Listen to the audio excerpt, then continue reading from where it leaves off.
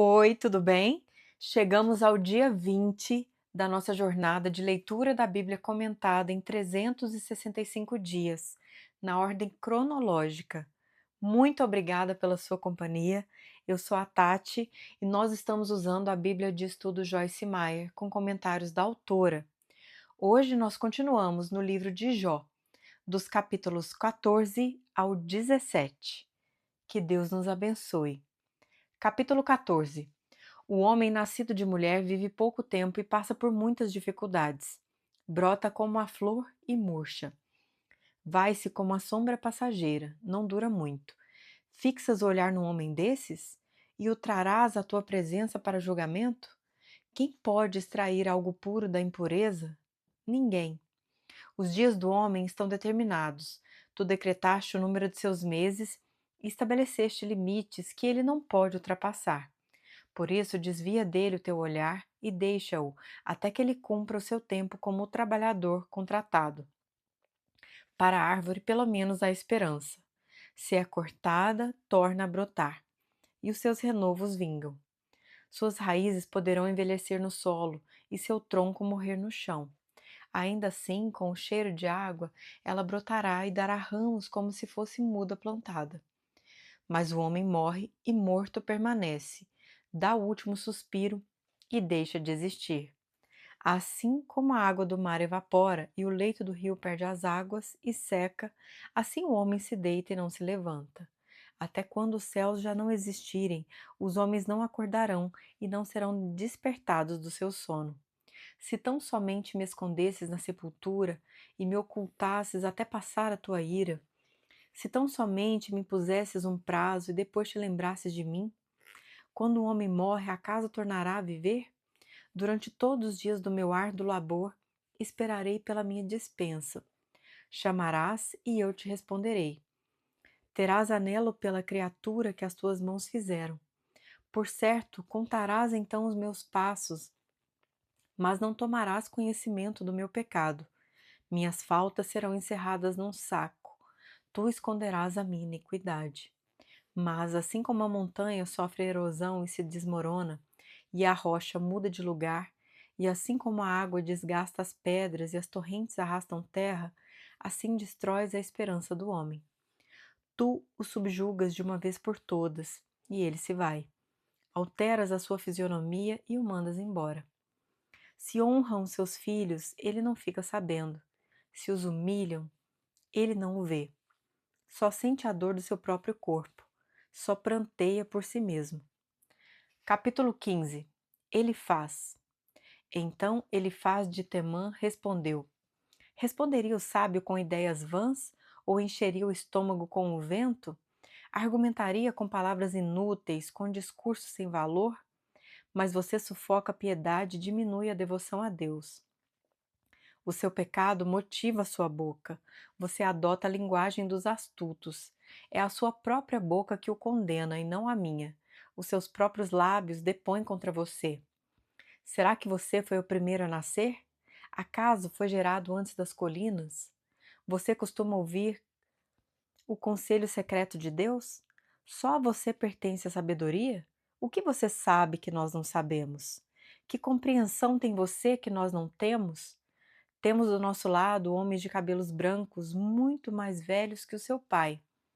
Não lhe bastam as consolações divinas e as nossas palavras amáveis? Por que você se deixa levar pelo coração e por que esse brilho nos seus olhos? Pois contra Deus é que você dirige a sua ira e despeja da sua boca essas palavras. Como o homem pode ser puro? Como pode ser justo quem nasce de mulher? Pois se nem nos seus santos Deus confia, e se nem os céus são puros aos seus olhos, quanto menos o homem, que é impuro e corrupto, e que bebe iniquidade como água. Escute-me e eu lhe explicarei. Vou dizer-lhe o que vi, o que os sábios declaram sem esconder, o que receberam de seus pais, e a quem foi dada a terra e a mais ninguém. Nenhum estrangeiro passou entre eles. O ímpio sofre tormentos a vida toda, como também o homem cruel, nos poucos anos que lhe são reservados. Só ouve ruídos aterrorizantes. Quando se sente em paz, ladrões os atacam. Não tem esperança de escapar das trevas, sente-se destinado ao fio da espada. Fica perambulando, é comida para os abutres, sabe muito bem que logo virão sobre ele as trevas. A aflição e a angústia o apavoram e o dominam como um rei pronto para atacar, porque agitou os punhos contra Deus e desafiou o Todo-Poderoso, afrontando-o com arrogância, com um escudo grosso e resistente. Apesar de ter o rosto coberto de gordura e a cintura estufada de carne, habitará em cidades prestes a arruinar-se, em casas inabitáveis, caindo aos pedaços. Nunca mais será rico, sua riqueza não durará, e os seus bens não se propagarão pela terra. Não poderá escapar das trevas, o fogo chamuscará os seus renovos, e o sopro da boca de Deus o arrebatará. Que ele não se iluda em confiar no que não tem valor, pois nada receberá como compensação. Terá completa paga antes do tempo, e os seus ramos não florescerão. Será como a vinha despojada de suas uvas verdes, como a oliveira que perdeu sua floração.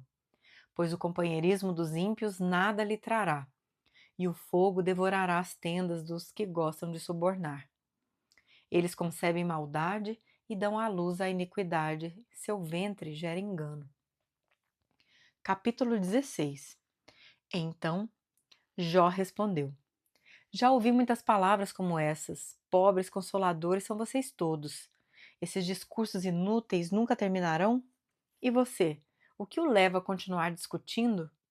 Bem que eu poderia falar como vocês, se estivessem em meu lugar, eu poderia condená-los com belos discursos e menear a cabeça contra vocês. Mas a minha boca procuraria encorajá-los. A consolação dos meus lábios lhes daria alívio. Contudo, se falo a minha dor, não se alivia. Se me calo, ela não desaparece.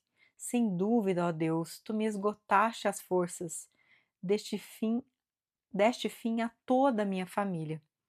Tu me deixaste deprimido, que é uma testemunha disso. A minha magreza se levanta e depõe contra mim. Deus, em sua ira, ataca-me, faz-me em pedaços e range os dentes contra mim. Meus inimigos fitam-me com o olhar ferino. Os homens abrem sua boca contra mim, esmurram meu rosto com zombaria e se unem contra mim. Deus fez-me cair nas mãos dos ímpios e atirou-me nas garras dos maus. Eu estava tranquilo, mas ele me arrebentou. Agarrou-me pelo pescoço e esmagou-me. Fez de mim o seu alvo. Seus flecheiros me cercam. Ele traspassou sem dó os meus rins e derramou na terra a minha bilis. Lança-se sobre mim uma vez e outra vez. Ataca-me como um guerreiro. Costurei veste de lamento sobre a minha pele e enterrei a minha testa no pó. Meu rosto está rubro de tanto eu chorar, e sombras densas circundam os meus olhos, apesar de não haver violência em minhas mãos e de ser pura a minha oração. Ó terra, não cubra o meu sangue, não haja lugar de repouso para o meu clamor. Saibam que agora mesmo a minha testemunha está nos céus. Nas alturas está o meu advogado. O meu intercessor é meu amigo, quando diante de Deus correm lágrimas dos meus olhos. Ele defende a causa do homem perante Deus, como quem defende a causa de um amigo. Pois mais alguns anos apenas, e farei a viagem sem retorno. Capítulo 17. Meu espírito está quebrantado, os meus dias se encurtam, a sepultura me espera. A verdade é que zombadores me rodeiam e tenho que ficar olhando a sua hostilidade. Dá-me, ó Deus, a garantia que exiges. Quem, senão tu, me dará segurança? Fechaste as mentes deles para o entendimento, e com isso não os deixarás triunfar. Se alguém denunciar os seus amigos por recompensa, os olhos dos filhos dele fraquejarão. Mas de mim, Deus fez um provérbio para todos, um homem em cujo rosto os outros cospem. Meus olhos se turvaram de tristeza, o meu corpo não passa de uma sombra.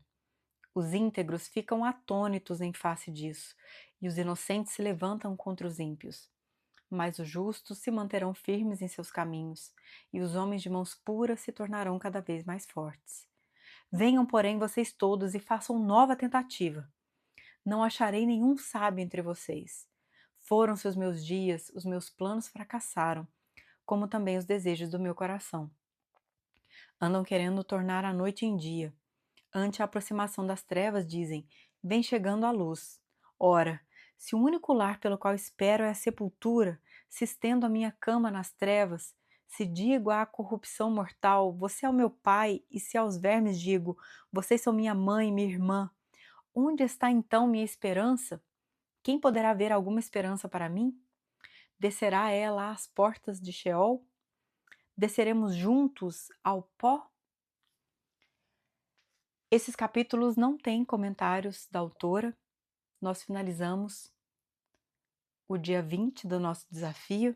Aguardo você no próximo episódio da nossa jornada. Que Deus nos abençoe.